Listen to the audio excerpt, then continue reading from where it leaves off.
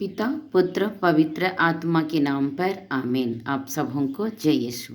मेरे भाई मेरी बहन, अभी हम लोग उत्पत्ति ग्रंथ के अध्याय 46 पर मनन चिंतन करेंगे और हम इस अध्याय में देखते हैं याकूब मिस्र के लिए रवाना हो जाता है। अपना सब कुछ लेकर वो मिस्र के लिए चल दिया है। वचन संख्या 2 में देखते हैं याकूब एक बेदी बनाता है और उसी रात को प्रभु दर्शन में याकूब को दिखाई देता है और कहता है, याकूब याकूब, मैं तुम्हारे पिताजी का ईश्वर हूँ। मिस्र देश जाने से मत डरो, क्योंकि वहाँ मैं तुम्हारे साथ एक बहुत बड़ा राष्ट्र को उत्पन्न करूँगा और तुम्हें फिर से वापस इस जगह पर ले आऊँगा। हालेलुया। इसीलिए तुम मिस्र जाने से मत डरो। और मेरे भाई मेरी बहन, प्रभु उनको कहता है कि मैं सदा तुम्हारे साथ रहूँगा। याकूब अपने घरानों के साथ मिस्र के लिए चला आता है।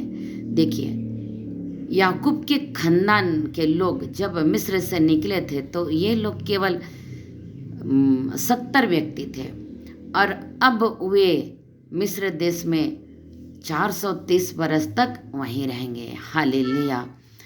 क्योंकि मिस्र के लोग इब्रानियों को तुच्छ दृष्टि से देखते थे, इसीलिए जोसेफ ने अपने पिताजी और अपने भाइयों को राजधानी नहीं ले गया और उनको एक गोसेन करके एक जगह है जो बहुत सुंदर चारागाह है, क्योंकि ये भेड़ बकरियों के चरवाहे थे, इसलिए वहाँ उनको बैठा दिया और वे वहाँ पर बस गए। बहुत सुंदर हरियाली जगह थी। हालेलुया। अब हम लोग देखते हैं मेरे भाई मेरी बहन, अध्याय 47 में। इस अध्याय में जोसेफ सीधे अपने भाइयों को, अपने पिताजी को मिस्र नहीं ले गया और उन्हें उसी से सटा हुआ, मिस्र से ही सटा हुआ एक गोसन करके जगह है, वहाँ उनको बसा दिया। तो फिरौन तो पहले से ही जोसेफ से प्रसन्न था, इसलिए जोसेफ जब पूछता है कि मैं अपने पिताजी और अपने भाइयों को गोसन करके जगह पर मैं बैठा रहा हूँ, तो फिरौन कहता है कि तुम्हारी मर्जी, तुम्हारे ऊपर अधिकार है इस जगह, इस देश पर, इसलिए तुम कहीं पर भी उनको दे सकते हो। मेरे भाई मेरी बहन, वचन संख्या 13 में देखते हैं 47 के,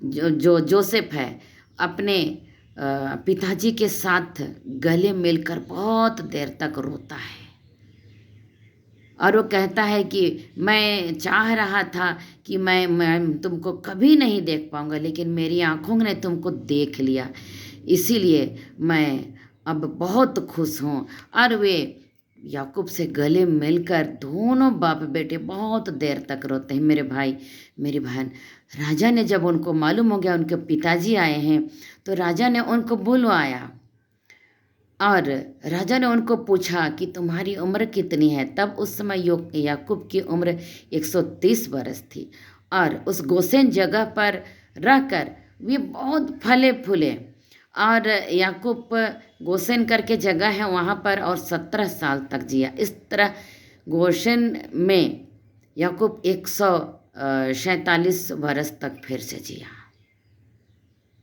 और वहाँ पर भाइयों ने बहुत अच्छा अपने भेड़ बकरियों के लिए एक सुंदर चारागाह को पाया। हालेलुया।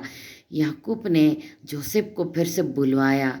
क्यों? क्योंकि अब याकूब मरने वाले हैं, मतलब बहुत बूढ़े हो गए हैं और वो कहते हैं, वादा करवाते हैं जोसेफ से कि मेरे मरने के बाद मेरे पार्थिव शरीर को मिस्र में नहीं दफनाना। लेकिन इब्राहिम ने जो हित्तियों से जो ज़मीन खरीदा था मकपेला में, हेब्रोन में, वहीं पर जो हमारे खानदान के लोग हैं वहीं पर मुझको दफना देना, ऐसा कहता है।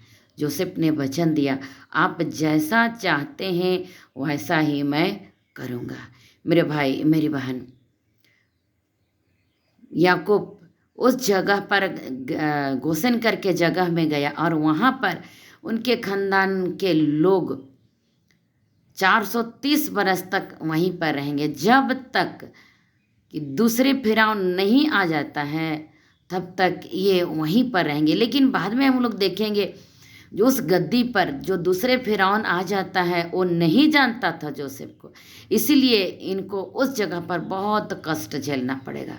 मेरे भाई मेरी बहन, आज हमें भी जो लोग नहीं पहचानते हैं बहुत कष्ट देते हैं, तो हमें भी जोसेफ की तरह शांत होकर उस कष्ट को सहना है, ताकि प्रभु हमें भी निश्चित समय में आशीर्वाद प्रदान करे।